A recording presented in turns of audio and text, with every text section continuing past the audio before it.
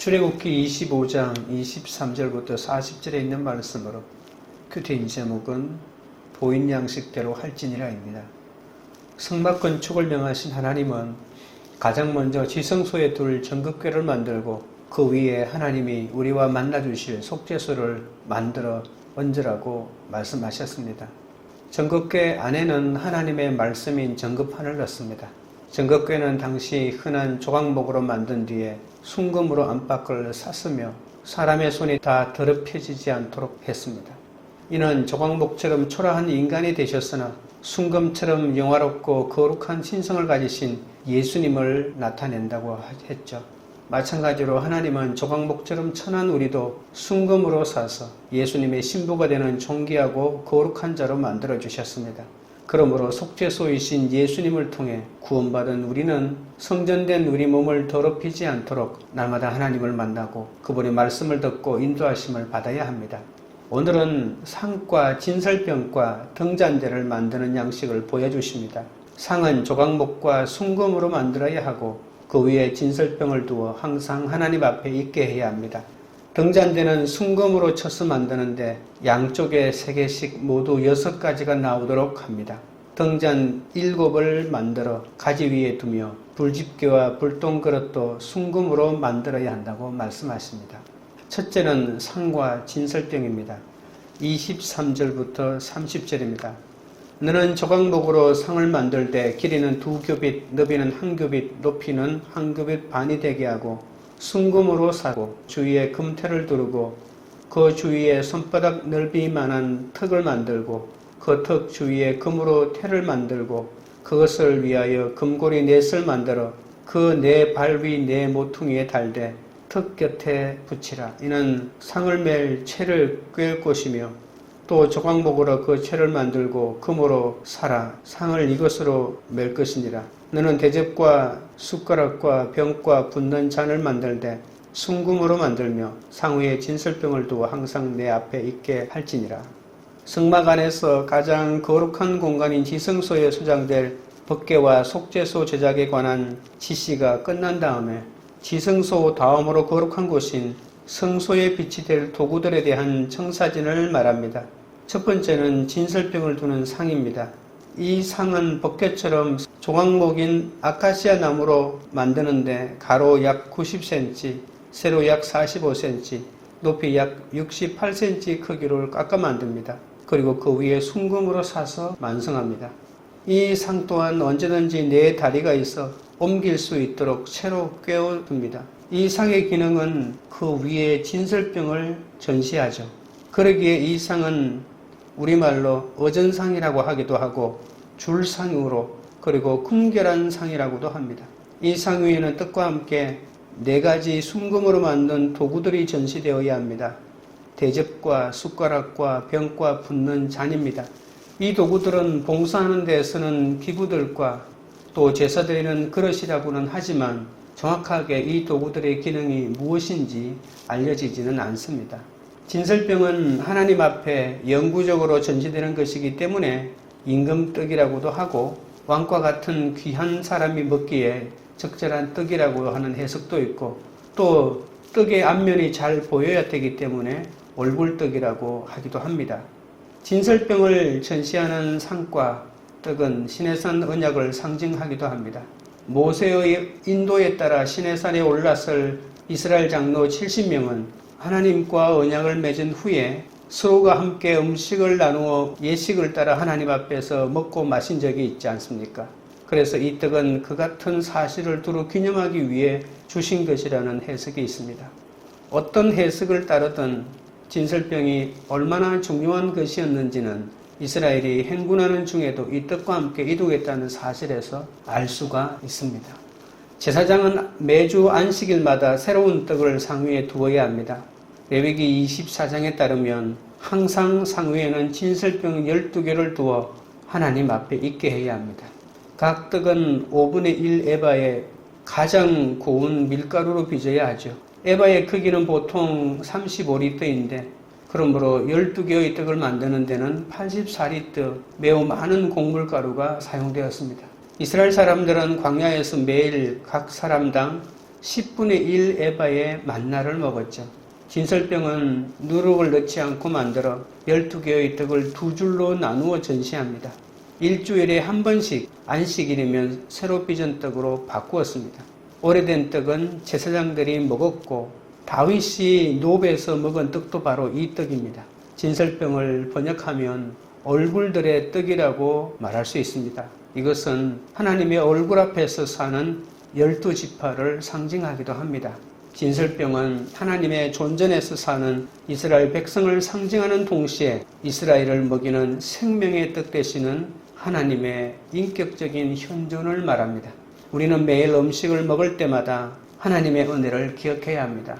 하지만 떡은 썩고 제사장도 유한하지 않습니까? 그래서 예수님이 영원한 제사장으로 오셔서 자신을 생명의 떡으로 우리에게 주신 사실을 우리는 잊지 말아야 합니다. 적용 질문 드립니다. 내 식사 기도는 어떻습니까? 남을 의식하거나 형식적으로 하지는 않습니까? 하나님의 은혜를 생각하며 감사합니까? 둘째는 등잔대입니다. 31절 32절입니다.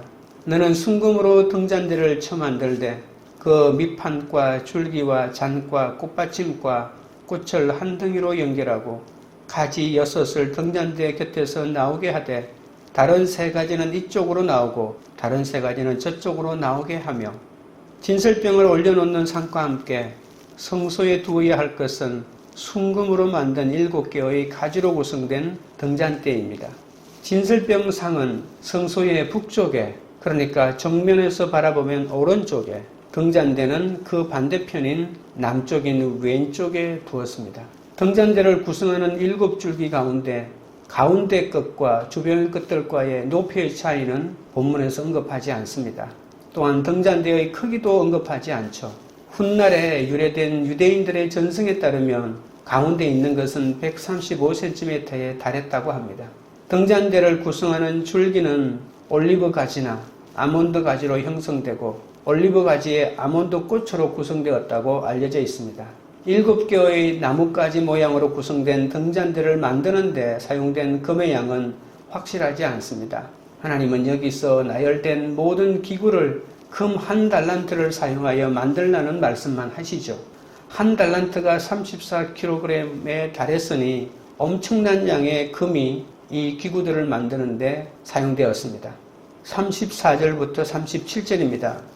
이쪽까지의 살구꽃 형상의 잔색과 꽃받침과 꽃이 있게 하고 저쪽까지에도 살구꽃 형상의 잔색과 꽃받침과 꽃이 있게 하여 등잔대에서 나온 가지 6을 갖게 할지며 등잔대 줄기에는 살구꽃 형상의 잔넷과 꽃받침과 꽃이 있게 하고 등잔대에서 나온 가지 6을 위하여 꽃받침이 있게 하되 2가지 아래에 한 꽃받침이 있어 줄기와 연결하며 또 2가지 아래에 한 꽃받침이 있어 줄기와 연결하며 또 2가지 아래에 한 꽃받침이 있어 줄기와 연결하게 하고 그 꽃받침과 가지를 줄기와 연결하여 전부를 순금으로 쳐 만들고 등잔 7을 만들어 그 위에 두어 앞을 비추게 하며 등잔대는 줄기와 가지와 꽃받침과 꽃으로 이루어진 나무 모양으로 제작됩니다.